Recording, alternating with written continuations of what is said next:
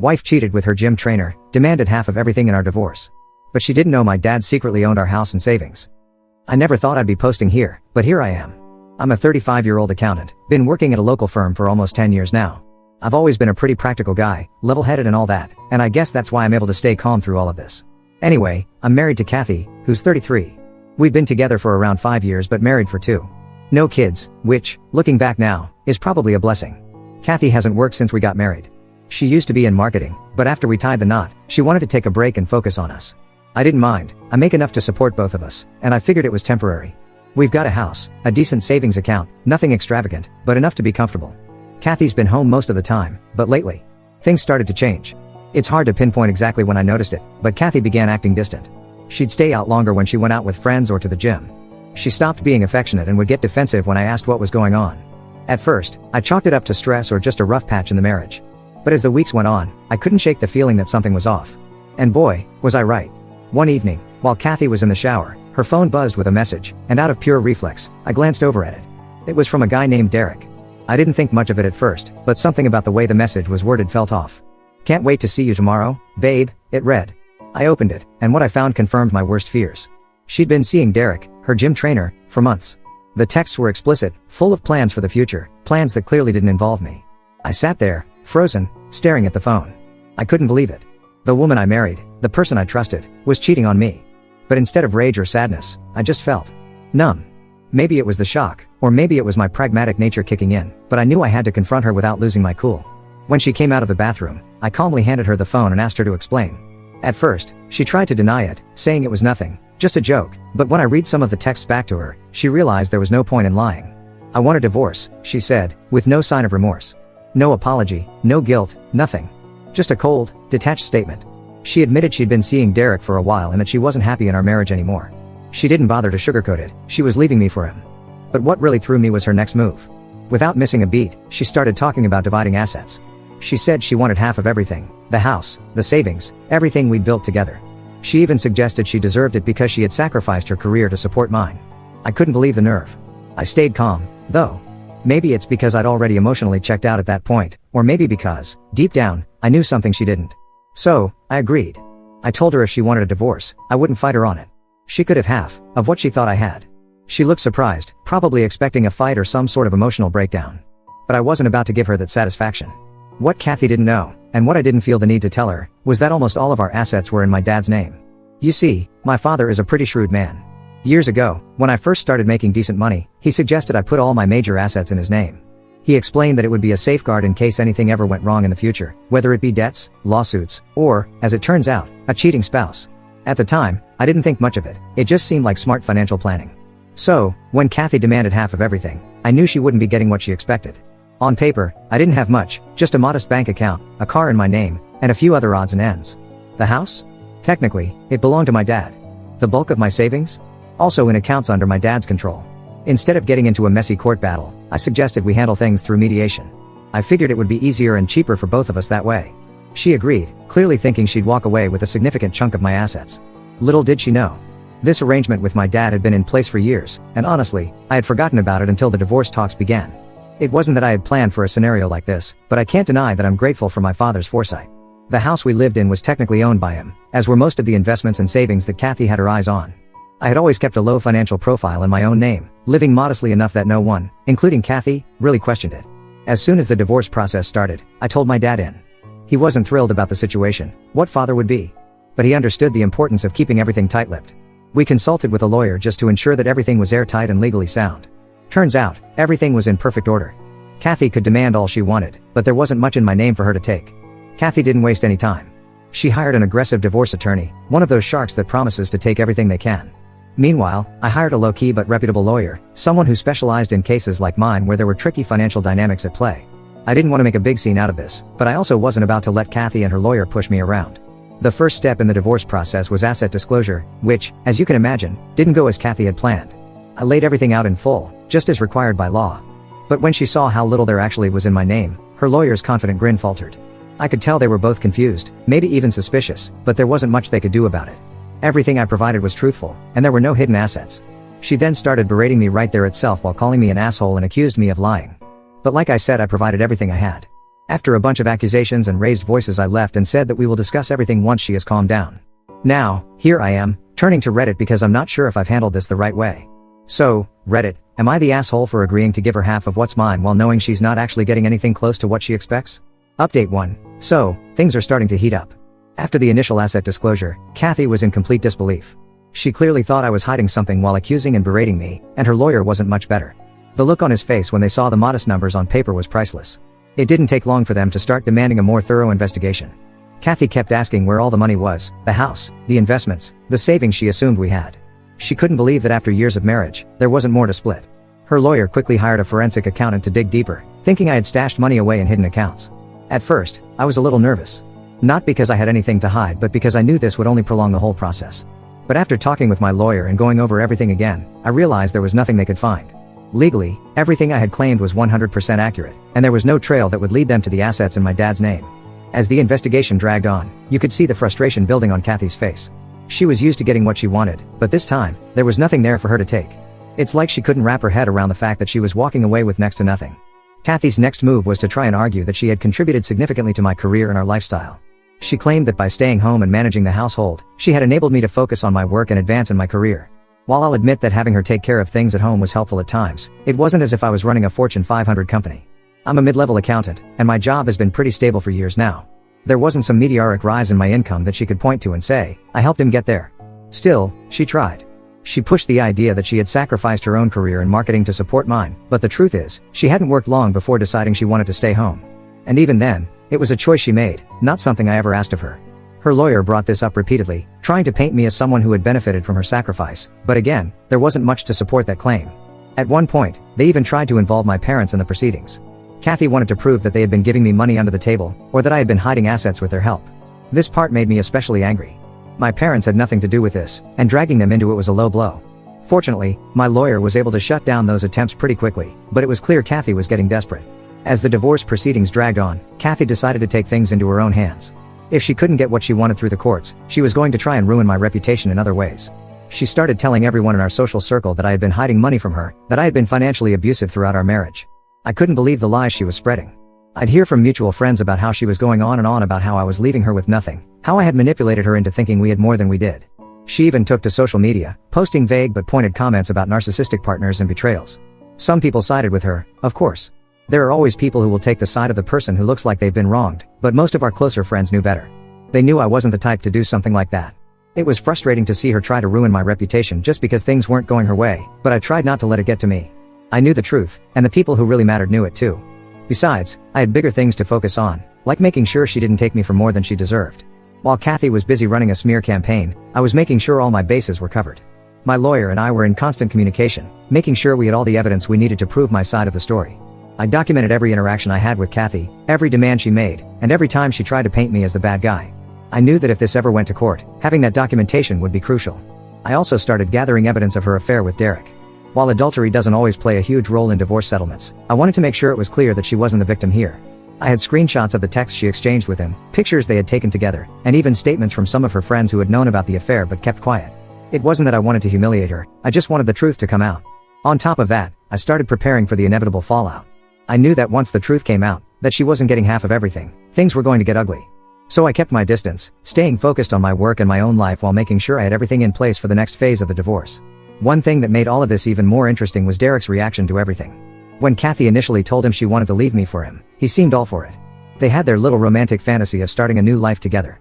But as soon as the divorce proceedings started getting messy, Derek began pulling back. It turns out he wasn't quite as invested in Kathy as she thought. From what I've heard, he started getting cold feet when he realized that being with her might mean dealing with her financial issues. Kathy was expecting this grand new life with Derek, but he wasn't ready to commit to that. In fact, word got out that he started losing clients at the gym because of the scandal. Apparently, people don't want to work with a trainer who's known for getting involved with married women. Now, Derek's been trying to distance himself from Kathy, and she's starting to realize that maybe this wasn't the fairy tale she thought it would be. I almost feel bad for her, but then I remember everything she's done. As for me, I'm feeling conflicted.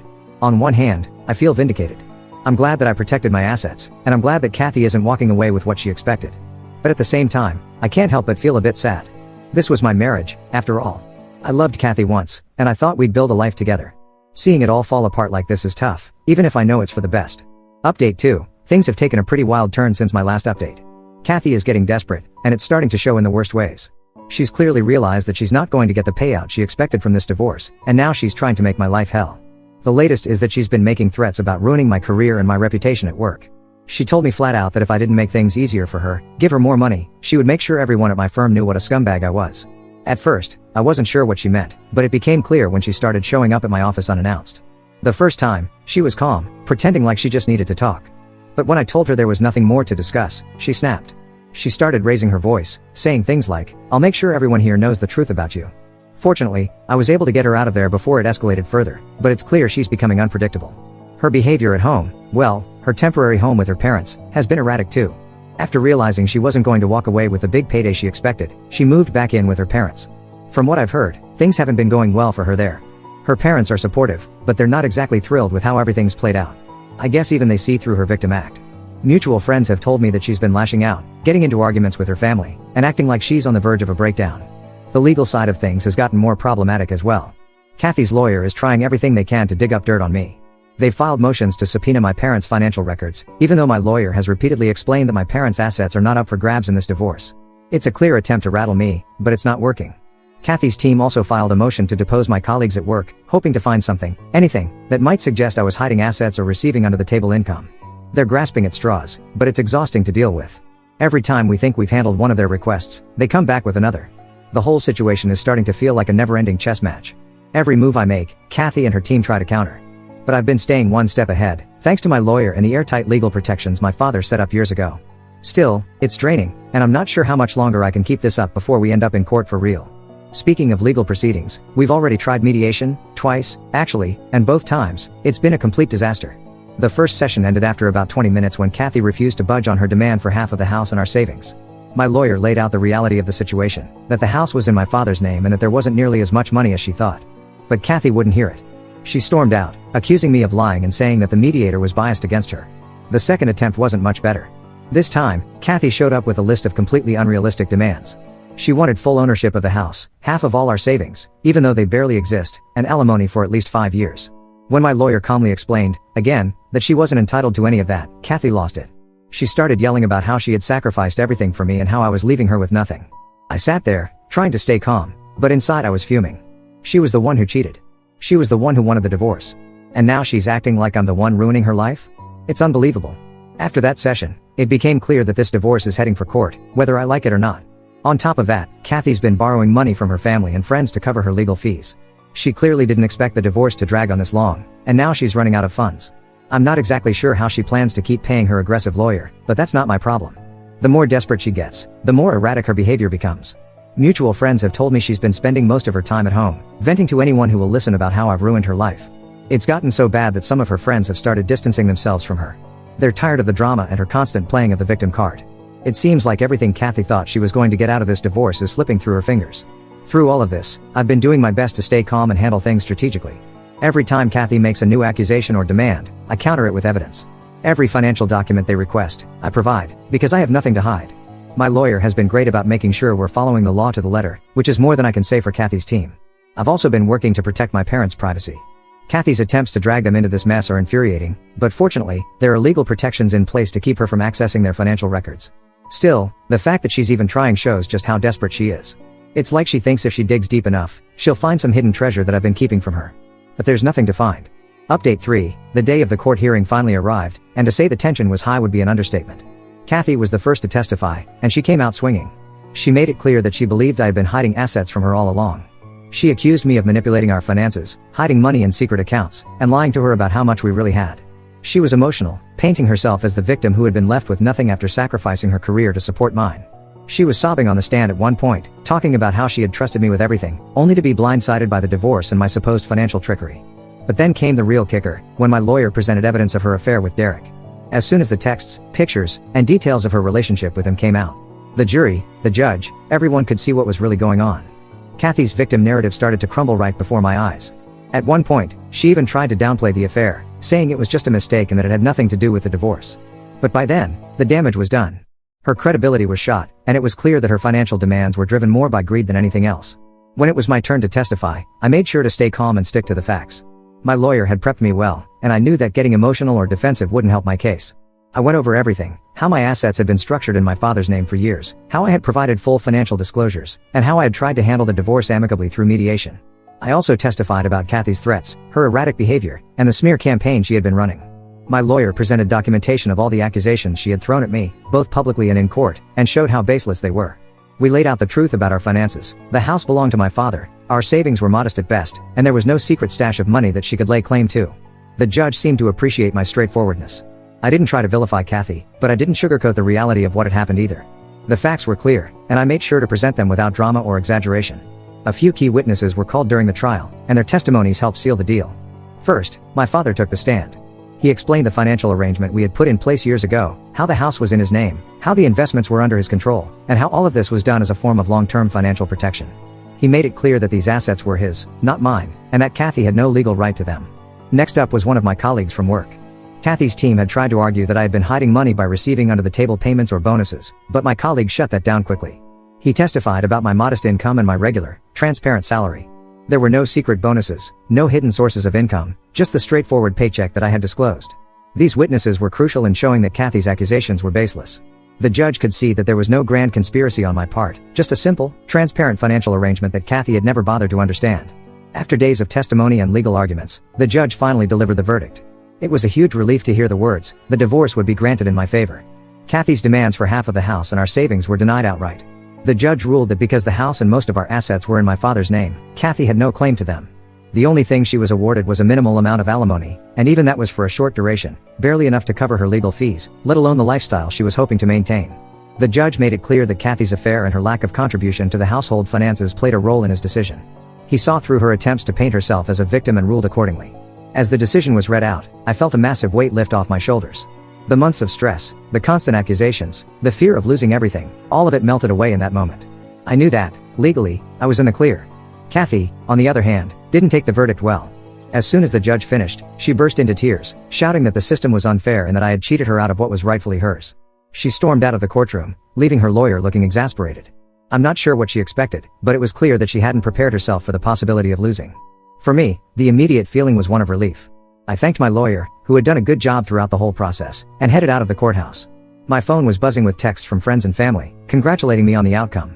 Word had spread quickly, and the local community was already talking about the case. It felt good to know that the truth had come out, and that I could finally move on with my life. But Kathy wasn't done.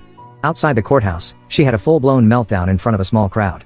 She started screaming about how I had lied and manipulated the system, and how she was going to appeal the decision. The problem is, she doesn't have the money to do that. Her lawyer made it clear during the proceedings that she was running out of funds, and from what I've heard, she's still borrowing money from family and friends just to get by. That being said, I'm incredibly grateful for my father's advice and foresight when it came to protecting my finances. Without his help, who knows what kind of mess I'd be in right now.